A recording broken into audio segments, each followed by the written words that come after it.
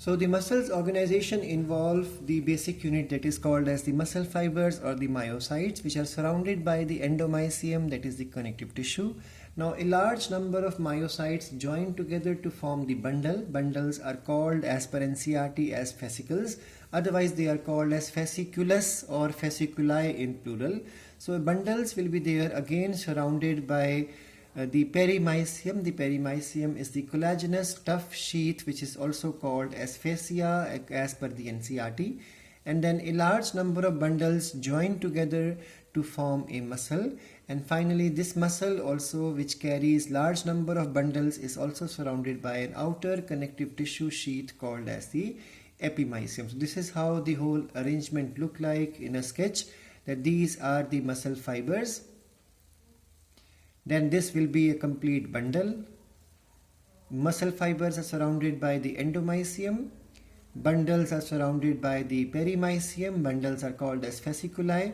And then bundles join to form a complete muscle which is surrounded by the epimysium. Obviously there are going to be blood vessels etc. present here, which I have skipped. Even nervous tissue will be present here. Now the types of muscles are striated muscles, the smooth muscles, and the cardiac muscle, which we have already covered few minutes back. Now the main thing to start with, because NCERT in this chapter deals only with the details on the functioning of the striated muscles. So the striated muscles carry the fibers which possess the alternate light bands and dark bands in the cross section. So when you make a section of the striated muscle through the microscope, it appears to have alternating light and dark bands. Now these muscles are called as the striated muscles. Now these muscles are even called as skeletal muscles because they are attached to the bones, and generally attached to these muscles are always attached to the two bones.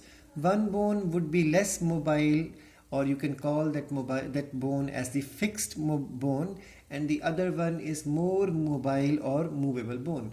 Now these two bones are also called as the origin, because at one end the muscle is going to start from a fixed bone and it goes on up to the motile or the movable bone. So two types of bones are attached with the muscles, but there are exceptions, yes. For example, tongue carries muscles which are some of the portion in the same manner of the pharynx. The uppermost portion of the pharynx is also skeletal muscle or striated muscles, because they are in our control, but they are not attached to any bone. So there are some boneless striated muscles also. For example, tongue is an example of striated muscle without any bone. Then the uppermost portion, or the first portions, or the 1/3 portion of the pharynx, even the esophagus, carries the striated muscles. These muscles are in our control, but they do not carry any bone attached. Similarly, abdominal muscles also carry the striated muscles, but they are in our control, but they are not supposed to be attached with any bone. So that means generally these striated muscles are associated with the skeleton. That's why they are called as the skeletal muscles. Now the next thing to understand is that how these bones and muscles attach together. So there is the help of the tendon which is required for the attachment of the bones with the muscle. If you remember the 11th class syllabus, bones and bones join together with the help of ligament, and bones and muscles join with the help of tendon. So tendon play a crucial role in attachment of striated muscles to the bones. And then this tendon is nothing but the white fibrous connective tissue, and once again the tissue made up of or rich in collagen. These muscles are also called as voluntary muscles because they work under the control of the will or the conscious of the person. And there are some muscles which are striated muscles, but they are not in our control, or they are not voluntary. For example, the muscles found in the middle ear, we are talking about the muscles which are attached with the bones present in the ear.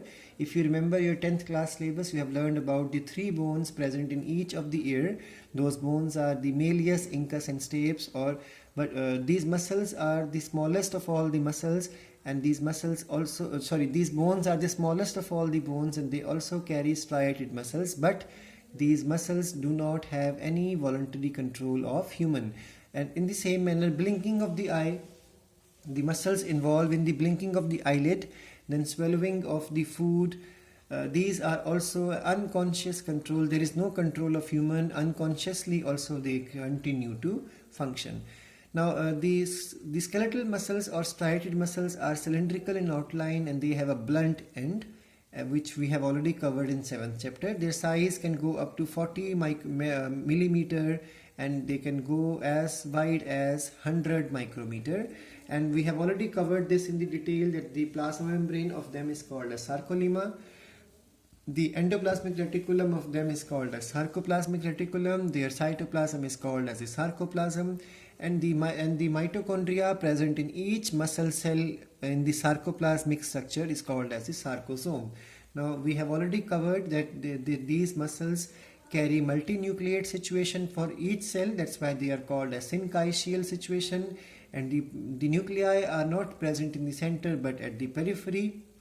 And their endoplasmic reticulum of A granular type forms a network with the cisternae, and the cisternae stores calcium. So the role of the sarcoplasmic reticulum in these muscles is to store, it is the storehouse of the calcium, and it is connected with the invagination of the plasma membrane, which is called as the T tubule. From here we will continue in the next class.